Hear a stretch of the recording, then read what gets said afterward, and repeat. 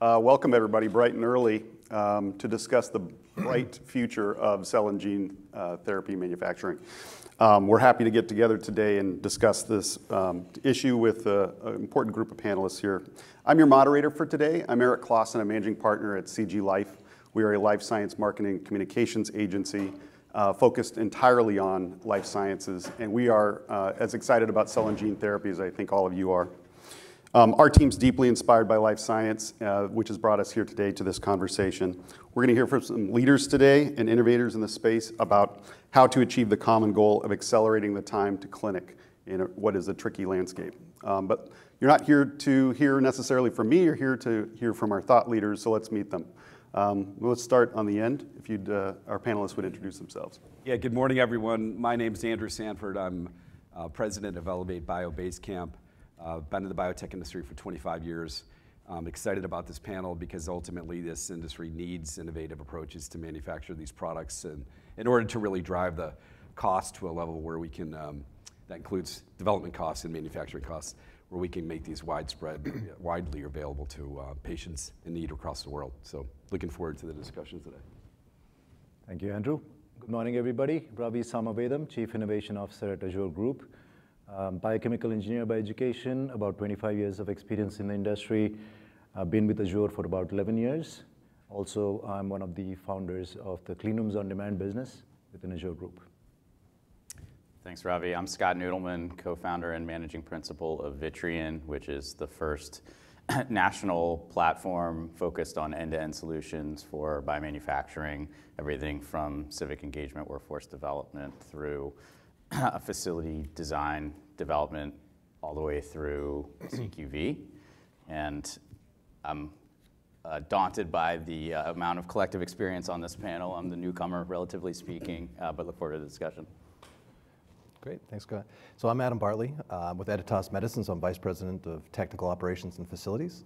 And I've been at the company for about 3 years. And I agree with what Andrew said. It's great to be here with everyone to kind of see the similar challenges that we're all facing and how we can get through it together. Terrific. Thanks to each of you for joining us today. So, cures for the previously incurable.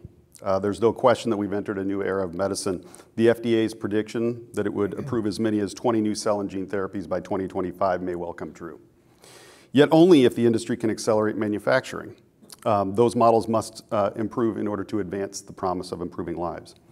The new era of medicine is radically different from the one that we all know in traditional biopharma, operated in closed and automated processes and process technologies designed to reliably and repeatedly manufacture high-volume batches of identical products. This is not enough for the era that we're entering. In this era, targeted patient populations are incredibly small, sometimes as small as one patient in the case of autologous therapies. One patient can be everything, though, so we have to find a way. So, as Atmp innovators strive to accelerate, they are finding new ways to overcome a unique and diverse set of manufacturing hurdles, which we'll talk about today, ranging from quality assurance and facility design to supply chain logistics, capital considerations, and how to evolve a workforce. Today, we'll explore the ways in which leaders in cell and gene therapy, as well as innovative service providers, are maintaining control over processes and accelerating that time to clinic. Fortunately, we have some people here to help us sort that out.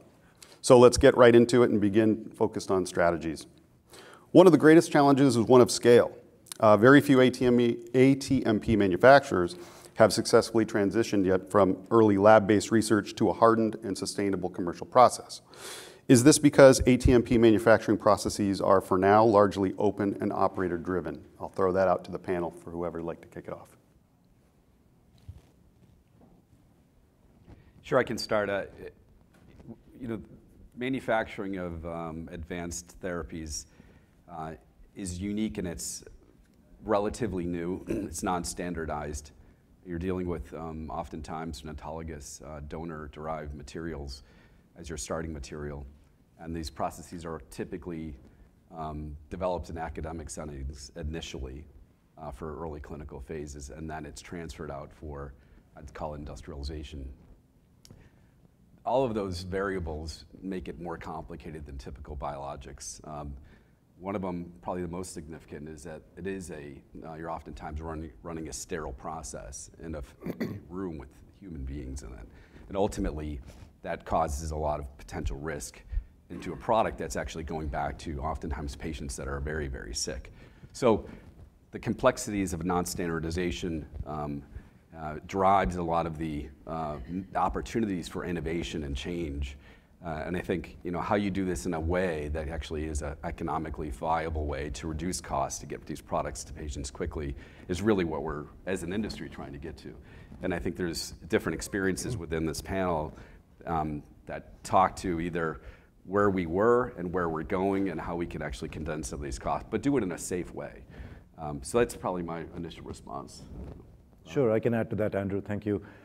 Yeah, just like you said, it's so new, right, the world of ATMPs.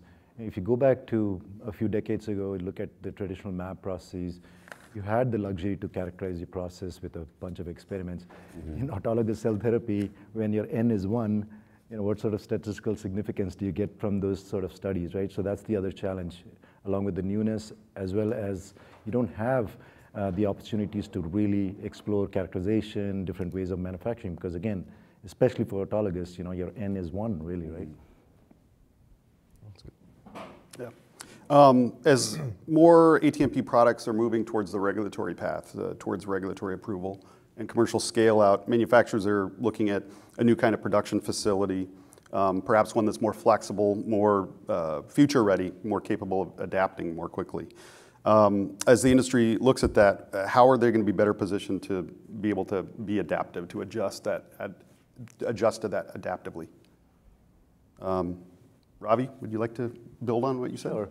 What we are seeing is a lot of these ATMP processes and products are based on platforms, right? So theoretically, when you get the regulatory pathway for the first indication out, you can potentially use that same equipment, facility, personnel, with some tweaks in terms of the raw materials and incoming intermediates, but still make a different product using pretty much the majority of the same infrastructure, personnel, and so on. But the other issue with ATMP is it's not scale up anymore, right? Like traditional processes that we are used to in the past, where you go from 10 liters to 100 liters to 1,000 liters and so on. It's more scale out, meaning you need the same footprint, just more of the same, right? So in that sort of a scenario, you need to have the facility that you choose that is sustainable from a long-term scale-out perspective, right? You're not looking to transition from one small facility to another larger facility. Ideally, you would want to stay in that same facility, just create more of the same footprints, right? Especially important for cell therapy.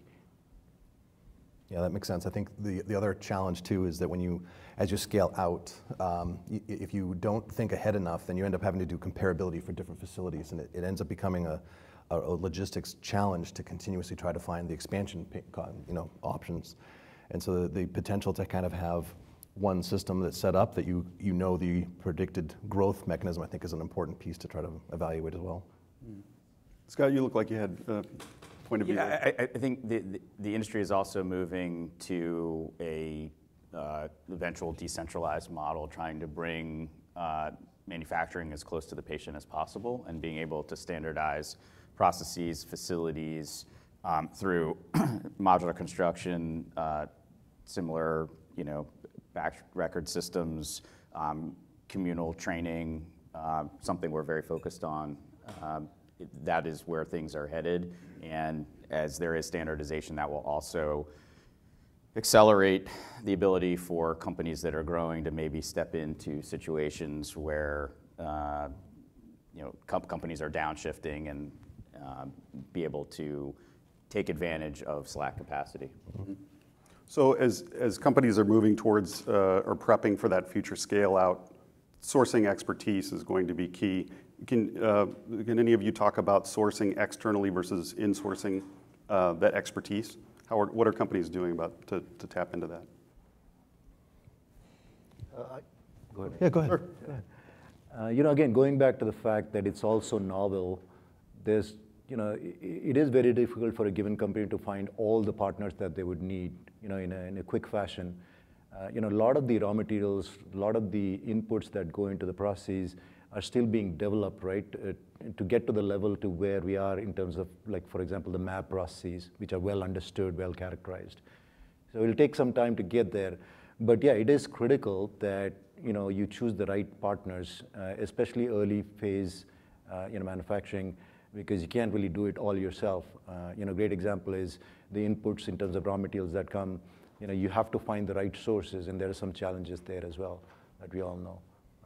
Vectors being a great example where it's really, there's a huge capacity crunch right now in terms of vector availability. I think it's also important that you understand what expertise you have in-house. And so when you're looking for those partners, you're filling the gaps that you have to ensure that you're well-rounded and you have everything you need as you move forward. Is there an audit or how do you go about assessing necessarily the expertise that you have to begin with? I think a big part of it is just looking at what you've accomplished in different sectors of that business model, and then looking at the parts that you're still are struggling with or that you realize you need to expand upon. And it's just kind of a natural transition as time goes by. You can see where the gaps start to fall open. Great. I'd just like to add one other thing, right? So, the outsourcing your entire process to a CDMO, CMO, that's pretty standard these days. The challenge there is the IP, potential IP leakage, right? So especially for these novel therapeutics where multiple companies may be vying for the same indication, IP protection may be very, very critical. So in that case, outsourcing your entire process may be a little bit of a hurdle for those sort of companies. That may also be, a factor that you consider when you choose partners externally. So this is, what we're talking about is really can be a complex model that is generating a lot of points of data. So I wanted to shift a little bit to talk about data tracking, the different, how modalities influence necessarily the different types of data tracking. I guess I'd throw it to you, Andrew. What are you seeing? How are companies managing tracking all of that data, especially when you're dealing with maybe complex supply chains, so heavy logistics? Yeah, it's a great question, and I think there's a lot of answers to it. In today's world, with the advancement of AI and a lot of these innovative software-based systems to track data, it really depends on what decisions you're making and when you're making those decisions. At Elevate, I think we've invested significantly in ensuring we have the right systems to track data, everything from supply chain, which is critical in autologous cell therapy, to data management coming out of process development, for which we're managing more of that information into manufacturing. So the data pools that you have are really influential to the system you need, but you don't want to overinvest or underinvest. So it's a complicated answer, but we recognize the need for data tracking, because without data you can't measure, without measurements you can't really track, and without tracking you can't make improvements to your operations. So that's my thought on it. Anybody else have anything to add on data tracking? Move forward. Looking at different pressures or challenges within manufacturing, customization is obviously very pervasive in this in order to get that model right. What are the biggest challenges as manufacturers are looking to customize and build their own infrastructure? What are some of the biggest challenges that they're facing? I think at a baseline level for construction, you still have supply chain snarls, even including base building infrastructure. So switchgear, generators, running 52-week lead times makes any kind of construction timeline challenged. And then when you get down to decision about stick-built versus modular, podular, making sure you have the trusted partner and supplier, but also that availability of labor to make sure that those milestones are hit, because the BD team is out trying to hit an aggressive timeline for manufacturing, and at the same time there's no influence on how long it takes to deliver switchgear or a generator. So that tension, which was there in earnest several years ago, hasn't completely dissipated. One other point I'd like to make, in addition to the challenges with just the supply of materials for building your own internal infrastructure, there's also a huge need for the expertise, right? So a lot of these companies may never have done GMP, never have owned a facility. So a lot of times they underestimate not just the time it takes to build and operationalize a facility, but also the expertise and the money, right? And especially in early phase clinical manufacturing, when you just need a few batches, how can you justify building a multi-million-dollar facility and operating it, right? What are you going to do with the personnel when they're not making a batch, right? So A lot of companies tend to kind of underestimate the amount of money it takes to actually build, but also to operate the facility, given the small number of batches that you need early on. Yeah, and I would add that in the period we're in today within the cell and gene therapy industry, the macroeconomic factors associated with capital raising, they remind me of a day back after the dot-com bubble burst back in the late 90s, early 2000s, where a lot of tech money was flowing into biotech. Biotech was seeing capacity constraint because the antibody space was going to be exploding. So there was a lot of investment made in capacity for clinical stage companies that didn't transition into products, and that capacity became available in the market. Some of them became microbreweries that we're seeing today. Others tried to convert into CDMO work, which is a really complicated business on its own, even in biologics, let alone in cell and gene therapy. But I think for today, we're recognizing the need to Ravi's point, use the capital for the right reasons. And building facilities for clinical phase programs is not necessarily the greatest investment. And I think the investment world today has now learned that. So going forward, there'll be a lot more, I'd say, questions as to why you need capacity, when you're going to build it, and how are you going to bridge the gap in between. And bridging the gap in between is everything from the Azzur model to an Elevate, enabling CDMO model to help our partners really get to the next level smartly, efficiently, and get those products to patients in need. Can we expand on that a little bit then, as companies look at site selection, facility design, some of the construction challenges that they're facing? How do they juggle all of that? What are companies thinking that are unique to ATMP manufacturing when they're looking at all of that holistically? Well, I'm happy to go here. I think one of the key considerations is investment capital versus human capital, and the capital market cycles have become so intense and so short that they don't necessarily match up with the desires of founders and VC investors to try and accelerate. We're definitely a believer in focusing on your people skills and where the gaps are with your internal team, to the point that Ravi was making earlier, before you make that financial commitment. But then when you transition to having good clinical data and are looking at late stage and ultimately to commercial, there are options out there.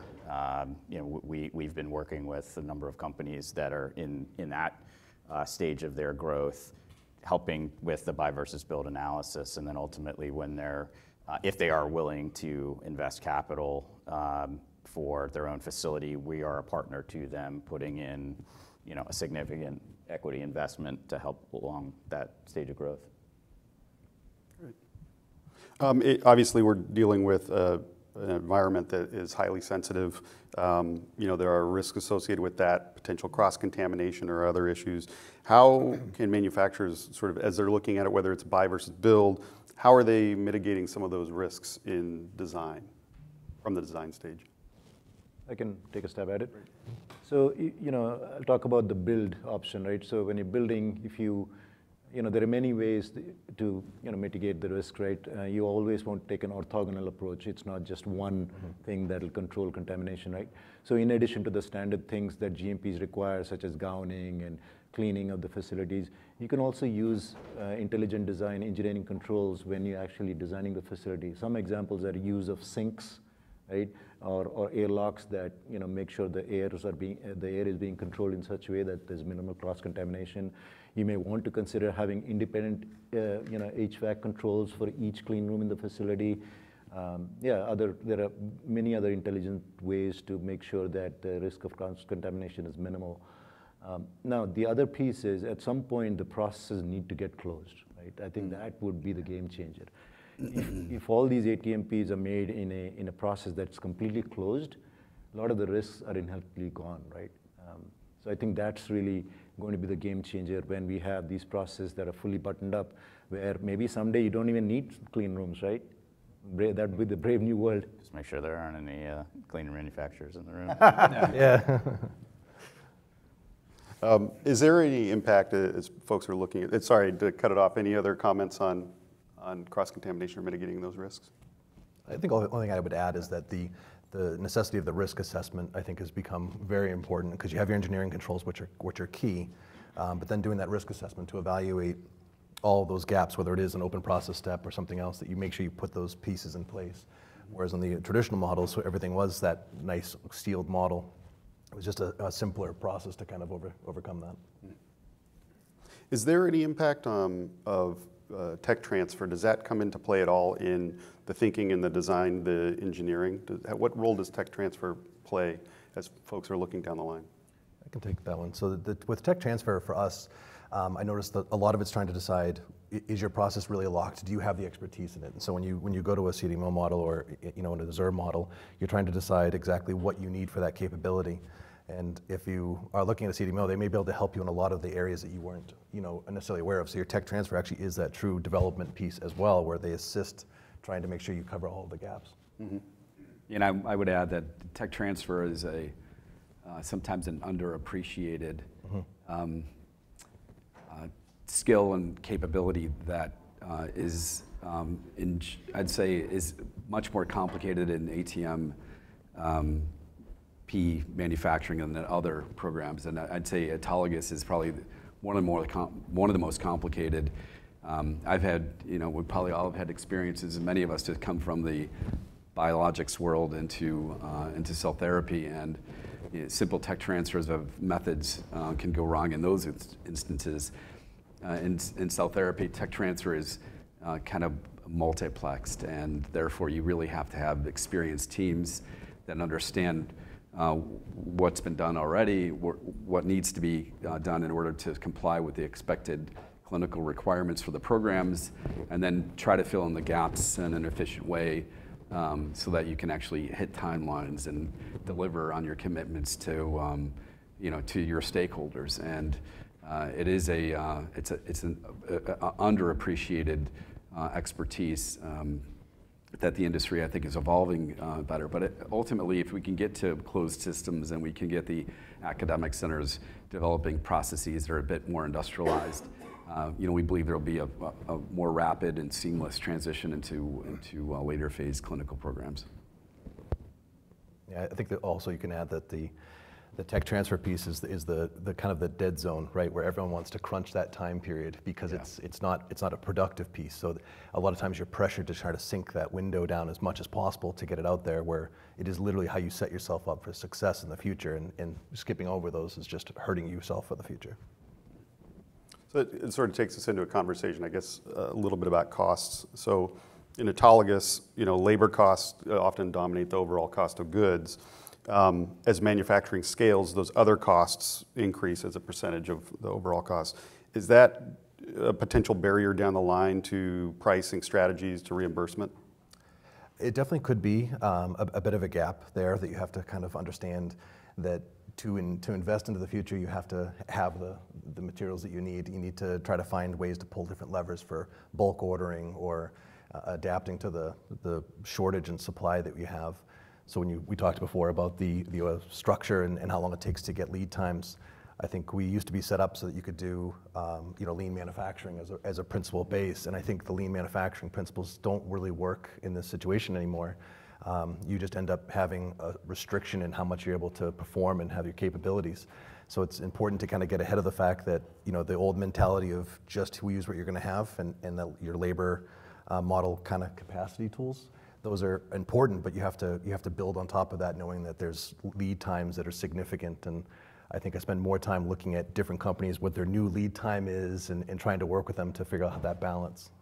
One of the things that we're iterating on is the concept of a centralized GMP warehouse hub in markets where there could be a multi-user model, and it would get back to what you're describing of the just-in-time, and hopefully bring that reimbursement eligibility, if that's the right word, sort of back in balance.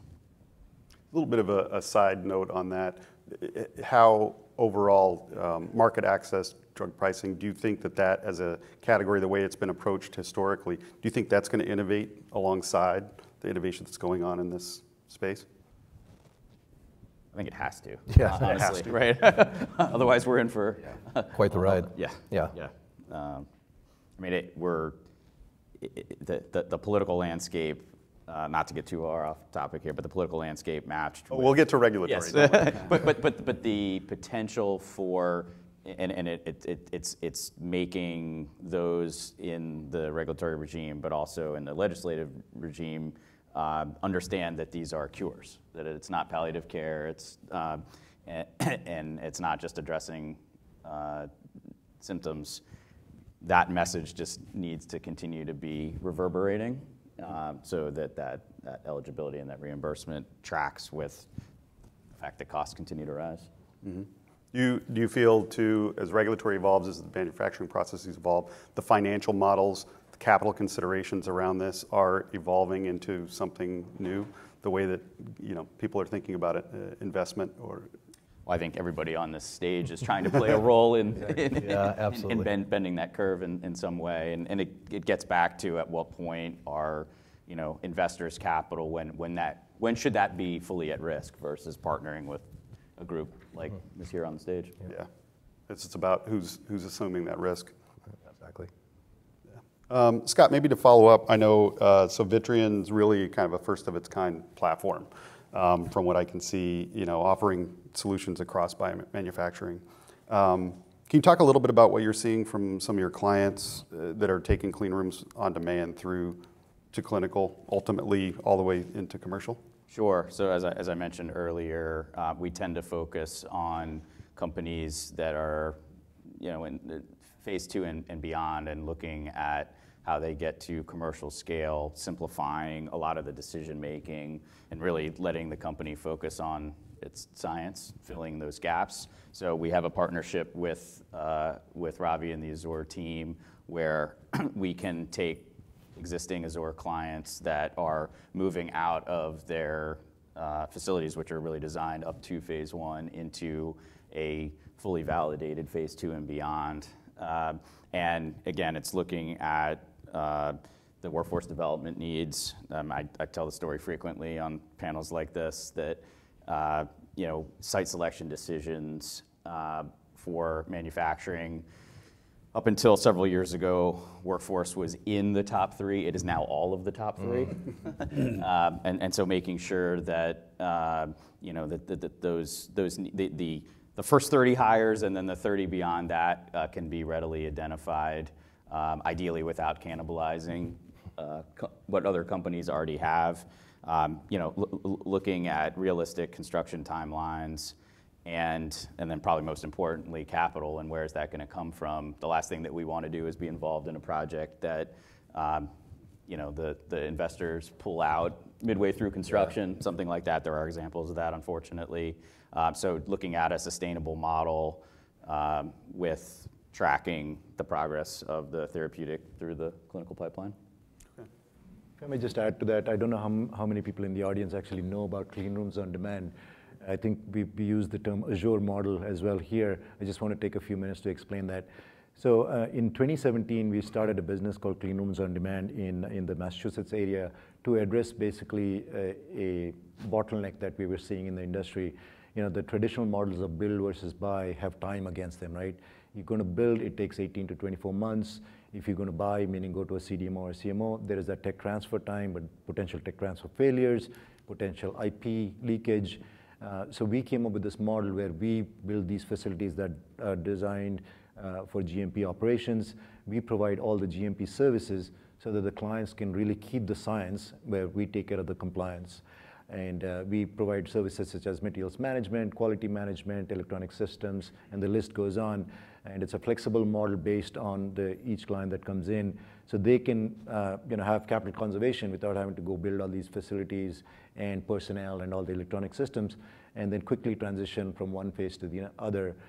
We actually have facilities now that are also amenable to later phase and commercial, but we also have a partnership with Vitrian if some of our clients want to actually own their own infrastructure at some point.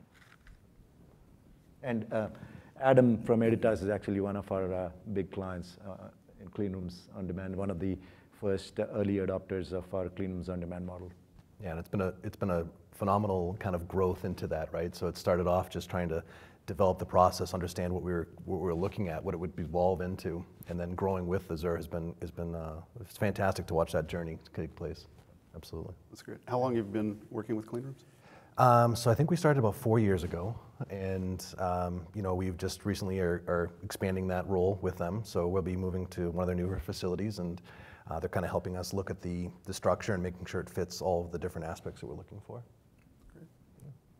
I want to shift a little bit to talk about raw materials, supply chain issues, sort of the backbone. What concerns do you see with companies that are building their own infrastructure when it comes to being able to source and bring in supply, and how are they overcoming those? Yeah, we at Elevate have built our own supply chain systems in-house because we are we're heading towards commercial with a few partners for autologous manufacturing. It's not an easy task. There's a lot of investment required. There's a lot of capabilities that you don't typically see in other biologics modalities, and that said, once you get the system in place and you get it up and operating after all the investment, it enables a very clean path to get sourcing of product and efficiencies, but it's not something that's for the faint at heart. It's a significant undertaking. So for early phase companies that are looking to go on their own, you really have to think twice about what that means and what that requirement is just on the supply chain side. So that's why. So I'm curious, Andrew, so is the strategy to look at some raw materials that majority of clients would need, of your clients, and then have that kind of stocked in-house, and then the rest of it just as and when needed, or?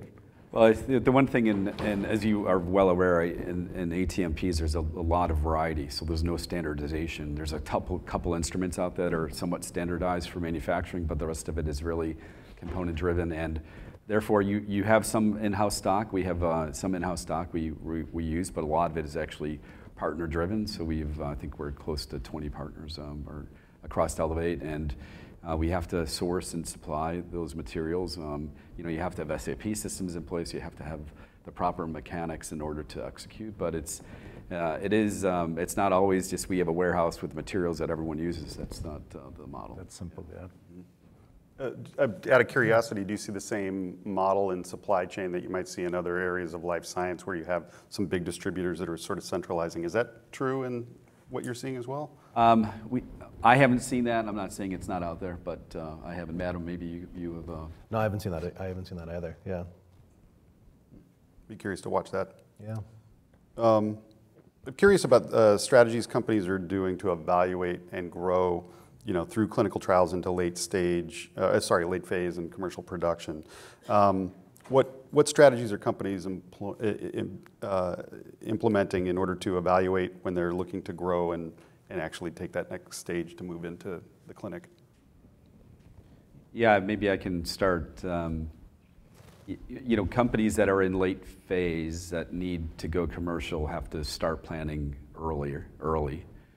In cell therapy, the demand side of the picture is always uncertain, so you have very big ranges, and those ranges can be significant in terms of your planning, in terms of capacity utilization.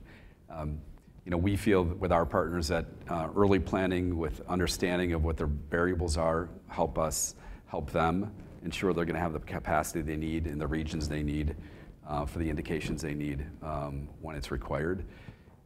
You have to have the experience to understand how all these things fit together because there is a significant supply chain requirement with vendors that have different leverage in terms of how they actually supply materials and how they're committed to the partnership. So there's a lot of moving parts, but my thought is you have to start very early. You have to have the right team in place in order to be prepared for success, but also mitigate the downside risk if there's, for some reason, you don't see the patient demand or the indications aren't approved. Just to add to that, compared to your traditional biologics from a few decades ago, right? ATMPs have the potential to be fast-tracked, get breakthrough designation. So the regulatory pathway in general is much shorter compared to what we are used to, right? hence the reason to plan early on. Yeah. So like, going back to the Editas example, what Adam and his team did was they looked at our capacity as basically their overflow capacity. So it was easy for them to plan ahead because we have existing capacity that we are building all the time.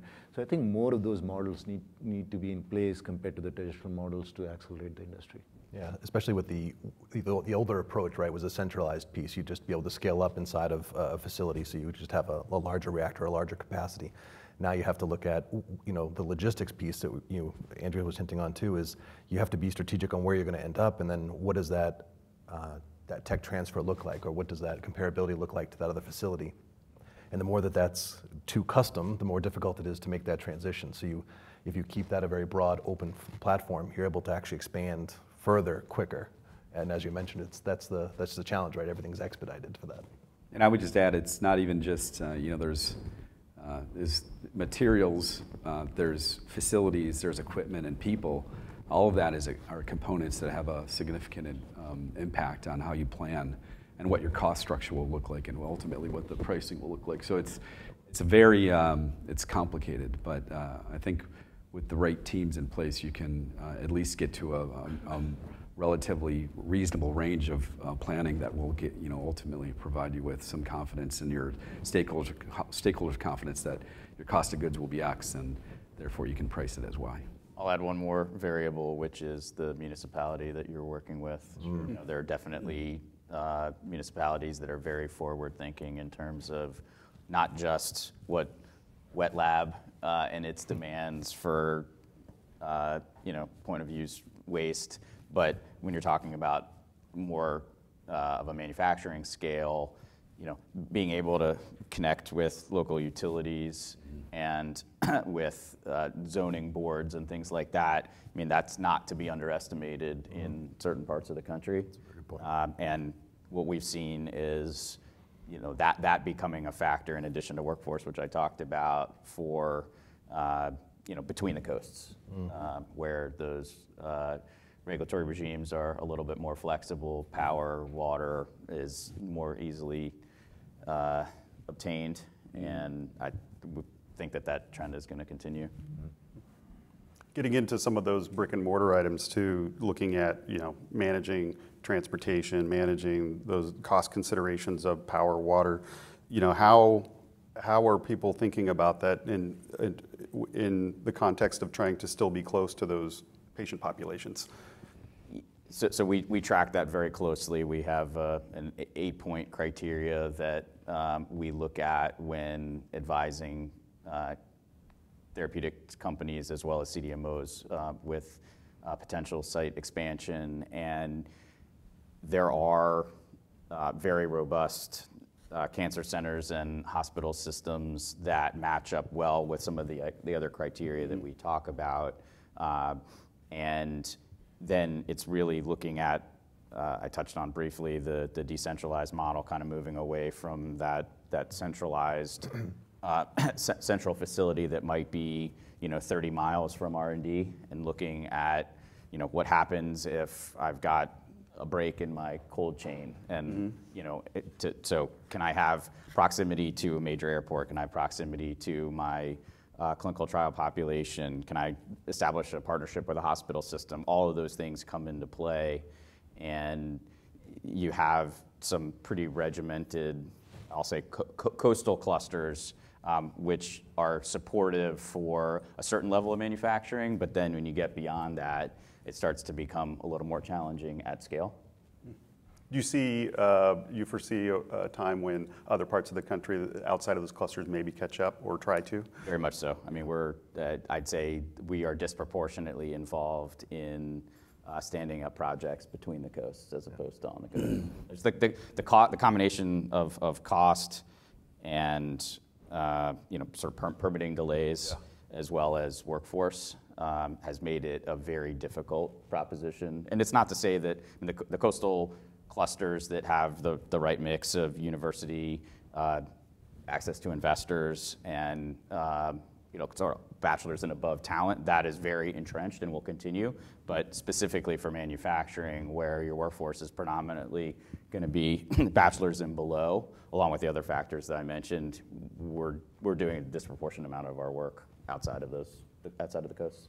Yeah, I think as the future continues to evolve too, I think we're going to find that a lot of those lanes are similar amongst different companies, and find that locations will naturally kind of start to pop up to fill those voids. And just look at also, demographic trends, right? I mean, the pandemic pointed out that you can now do your R&D in South City or in Kendall Square, and you can do your manufacturing in Texas, for example, or in the Southeast. Those are also following the demographic trends. And if you're looking at, and we speak to a number of hospital systems where their clinical trial population is much more representative of the U.S. as a whole. And so they're getting increased federal grants to basically study and engage that population. We do a lot of work supporting NSF Engines grants where biomanufacturing is sparse. And that theme keeps coming up over and over and over again. And then it's a matter of, frankly, convincing the companies that they can bend the cost curve a little better, looking at places like that without missing that connectivity to the R&D science. Yeah, I think at Elevate we have an example where we're expanding into Pittsburgh, right? It's a $100+ million expansion project. It's for cell and gene therapy manufacturing, and it's connected to Carnegie Mellon and the University of Pittsburgh and a number of the other stakeholders in the area, with the expectation that we're helping to drive some new innovation to help bring a lot of incredible science into a point of being a product that can be invested in and support patients with unmet needs in the market. So we're excited about that. But it's a good example of where the industry can benefit in the future is maybe moving away from the coast. I wanted to maybe go into what I believe one of you said is the first, second, and third biggest challenge at the moment: workforce development.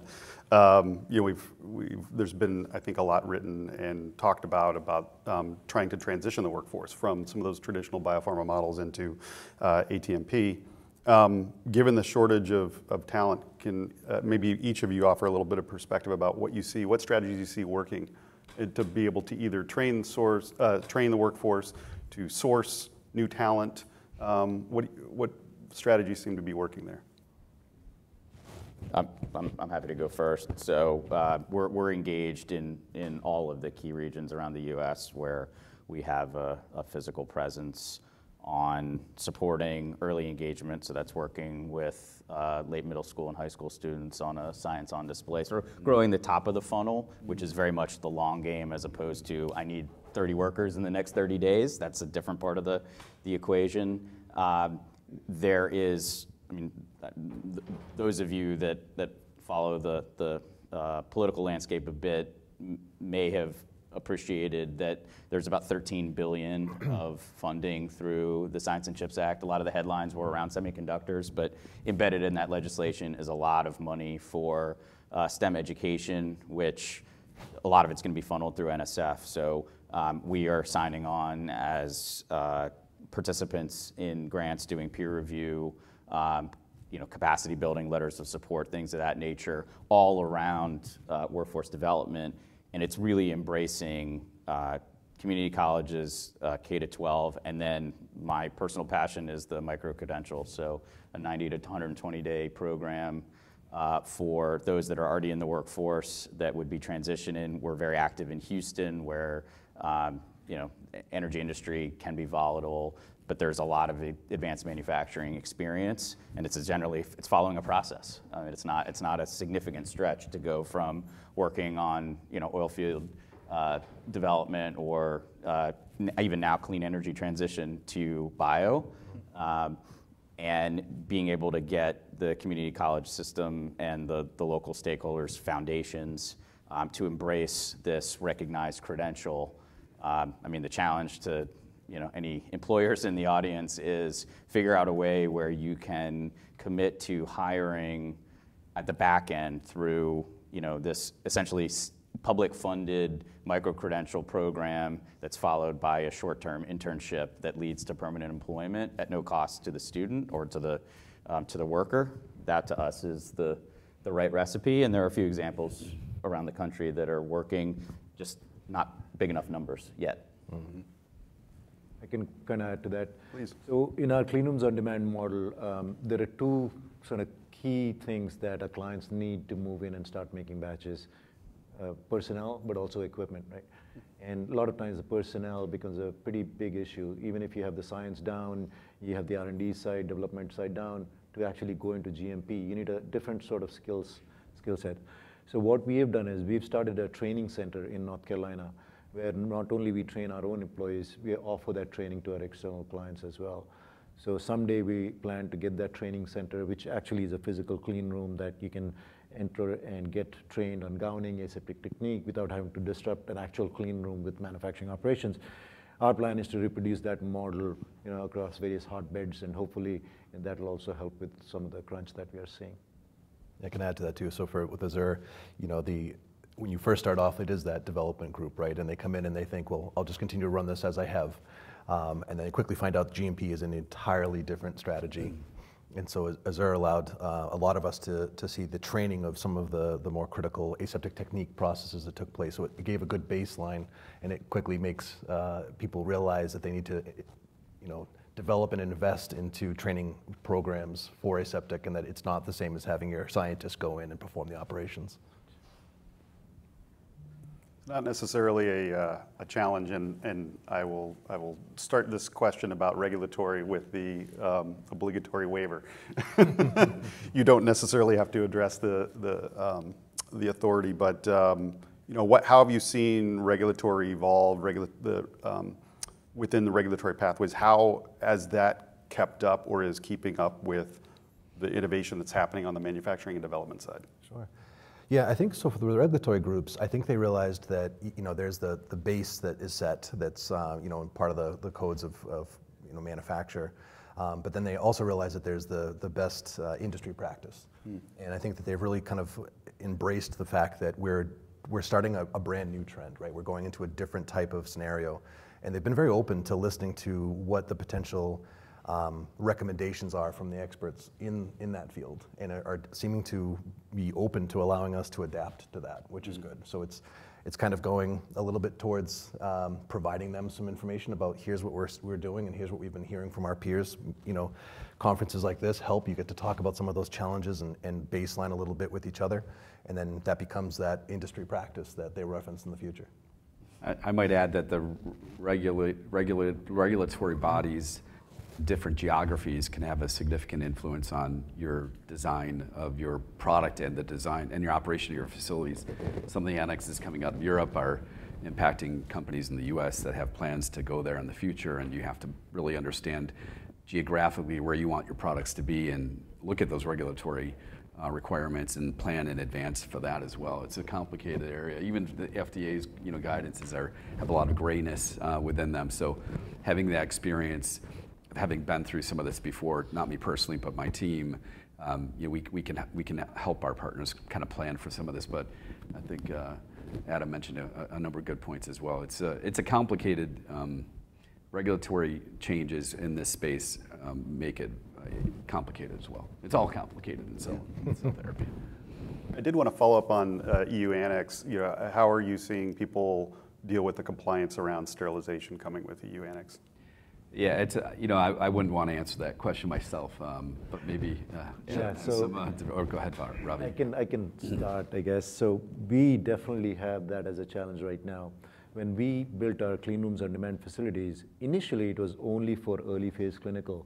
We quickly realized that's not going to be sustainable for some clients who want to actually take advantage of that capital conservation and acceleration throughout their clinical journey, right? So that's why we quickly started designing the facilities to be more commercial ready, the newer facilities. But then Annex 1 throws a curveball all of a sudden, right? So yeah, we are trying to figure out how to intelligently tweak the existing facilities to be amenable to EU Annex 1 compliance. Thankfully, we have modular panel-based clean rooms, so it's not as hard as a stick-built clean room that requires a demolition project. We are also looking into isolators, which may or may not work for all processes. That may be a quick way to eliminate some of those requirements for having, for example, the the background, for sterile fill needs to be a step down compared to the actual ISO 5 environment. Maybe you can eliminate that by use of isolators and similar technologies. I think to Ravi's point, building flexibility into your future plans is critically important because you don't know what the future will hold. Also some groups, Bioforum was a company that's pulled a lot of individuals together to kind of look at Annex 1 as well as some of the FDA guidelines and look at where the gaps are. Specifically, there's a paper out for aseptic process simulation that was done where it looks at what Annex 1 is asking for and then tries to relate it to the cell and gene therapy. I will admit that it's a selfish plug since I was part of that paper, but I think it's something that's it's worth taking a look at because it is, again, it's that industry coming together as a group and coming up with what is the answer to some of these challenges that are coming up. So that brings us to our final question. I always like to wrap up these sessions by trying to find out what other people are learning. I learn a lot through these discussions. For example, today I learned that the internet bubble actually led to my favorite IPA. But I'd ask each of you, we're now a day plus into cell and gene. What have you learned or heard that sort of inspired you or maybe sparked some thought? Sure, I could start that one. So I think the thing for me, I noticed that everyone's kind of challenged with the same three things. You got your technology, you've got your capital, and then you've got your time. And each one of us here that I've talked to is battling one of those elements and trying to figure out, our technology is there, but we need to partner with someone else to get it across the finish line, or the funding is good, but we don't have the time to try to do a full tech transfer. And it's been interesting because I've been able to tell my journey with Azzur and a bit about that helped us do that cash conservation as well as time because it gave us a chance to take that expertise and drive it straight forward. But it's been also great to hear a lot of people are doing those same challenges and how they've overcome them has been a very interesting thing to kind of go through. The one thing I noted this year compared to the previous years, right, there's so many more new innovations trying to basically fill the gaps, lack of a better phrase. Whether it be raw materials, new ways of manufacturing, trying to close the processes. There are so many new innovations that are coming up. It's great to see. I would echo that. Just as manufacturing moves closer and closer to the bedside, just seeing a lot of sort of in the box and out of the box different innovations. It's been very impressive.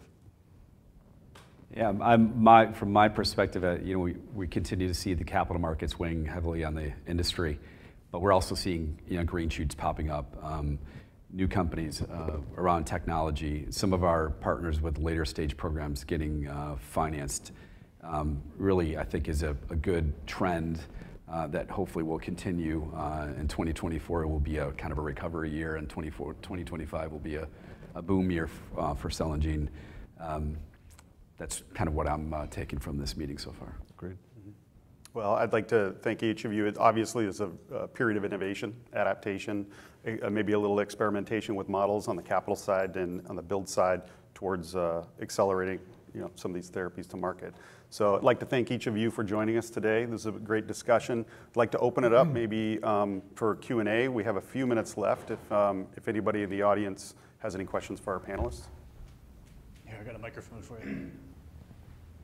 Hello, Thor Söderblom from Y-Maps Therapeutics, based in Denmark. I'm new in this cell and gene. I'm coming from the biologics. Been working there for 30 years. Something come up all the time when I'm looking into this, and maybe some of you also have this. It's like this technology is where maps and biologics was 25 years ago. Can we learn something from that? Is there something we can bring in and say, okay, this time we can do this because we've learned that from that area? There's one thing I was thinking about that actually, I don't know when, Amgen and people like that, they wrote this case story. It was called Protein A. It's probably the most read literature within biologics. Has this technology area thought about doing something in the same way? Because I know the agency will read it, and maybe we could sort of influence the coming guidelines? Yeah, maybe Ravi and I'll. Well, in general, right, the GMP concepts are the same, right? Whether it be biologics from 25 years ago or cell and gene, like you're still looking to control product quality. The same sort of fundamental principles apply. I think the challenge here is the novelty and how different it is compared to traditional biologics, right? Also, there's been so many advancements in terms of how you make the product. For example, disposable technologies. Most of these ATMPs are reliant on disposable technologies, not necessarily stainless steel. So there's a pretty huge difference in terms of how we used to manufacture in the past versus now. So yeah, you can learn lessons in terms of the just base principles of GMPs, but a lot of the principles of characterization, development really don't apply, especially for cell therapy, right? Autologous, even worse. Yeah, I would add that it's modality dependent. Yeah, so viral vectors are more analogous to protein manufacturing in that you're using a cell. Now it's more transient than stable, but there's at least on the depending on the platform, if it's lenti or if it's AAV, there's a downstream where there isn't. But it's more analogous there. I think for cell therapies, it's not, right? It's completely different, especially when you're dealing with the starting materials, patient material, donor material. It's such a wide variety of starting materials that on its own is a complicating factor that you don't see anywhere else in biologics. So it goes back to my point on standardization, right? If there's a way to get to some standard approach that really, even in one particular step of the cell therapy process, improves the efficiency significantly, I think you'll see some adoption to that. But there's a lot of technology coming out in the industry today. It's just a matter of when, who's going to adopt it and how it's going to be deployed. So it's complicated.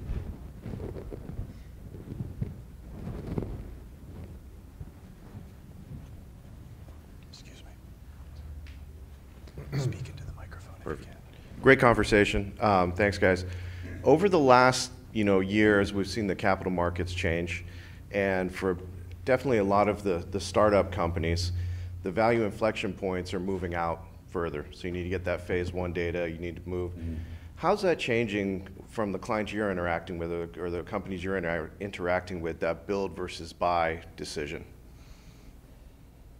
I can take a stab at it. The literature says that more than 80% of ATMP manufacturers still rely heavily on third parties such as CDMOs and CMOs.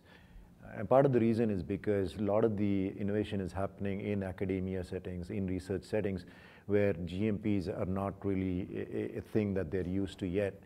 So that's one thing that we are definitely seeing about. I would agree with that, and I think that trend line is going to continue. And then there have been examples of companies that took money in the public markets in 16, 17, 18, stood up their own facility without a product, and unfortunately things have not necessarily worked out as planned. So our view is that the continued investor pressure and scarcity of capital is going to continue to push in the direction of third parties, and maybe the pendulum swings back at some point in the future. But I mean, I think probably common thought among the panelists here that third party is the best way to I think improve your cash runway. I would add I think the age of the virtual cell and gene therapy company is among us today. Back in the day, antibody companies used to be fully structured with capacities that today they don't use. I mean, after the financial crisis in the 2007, 08, 09 period, the virtual biotech really took off. Cell and gene, there wasn't the talent or and there was some scarcity, some question about capacity availability that hasn't really translated. So I think the new investors in this space benefit from an opportunity to have some different business models, operating models that are less costly, I'd say more efficient, and give you greater chances to get to those milestones faster. And at the end of the day, that's what all stakeholders want. Everything from the physicians to patients to investors, and even within the service industry, we want to see consistency, so we can do better planning to drive efficiencies of operations that will end up, to a lower cost of goods, and everyone benefits across the industry. Great. Well, I think we're at time. Well, it looks like there's maybe a hand in the back. If we're quick, we can probably squeeze in one more question. Thank you. Michael Maguire of Editas. You mentioned in one of the central themes of of what you thought was technology moving into the box for manufacturing and moving closer to the patient. I'd love if the panel could unpack that a little bit more. What are you seeing? What are the opportunities and what are the threats? I can take a stab at it. Sure. For cell therapy, since the starting material is coming from the patient and it needs to go back to the patient, especially for autologous, right? The vein-to-vein time is very critical. Mm-hmm. You want to get that material back into the same patient as soon as possible. The same sort of challenges apply even with allogeneic, but autologous, it becomes even more critical, right? Hence, the potential opportunity here to put your manufacturing facilities or whatever genetic manipulation you're doing as close to the patient as possible. So we predict at Azzur that the future is going to be clean rooms, manufacturing facilities actually as close to the hospitals as possible. Absolutely. So, rather than having these, massive facilities in Cambridge that are very expensive to maintain and too far from where the collection centers are, I think you'll see this decentralized manufacturing that we've been talking about in various parts, various hubs, closer to where the collection centers are, where the clinical studies are happening potentially. I think we'll end right there. Thank you, everybody, for attending bright and early today. Thank you to the panelists. Thank you for Azzur Group sponsoring today's session. Enjoy the rest of meeting on the Mesa.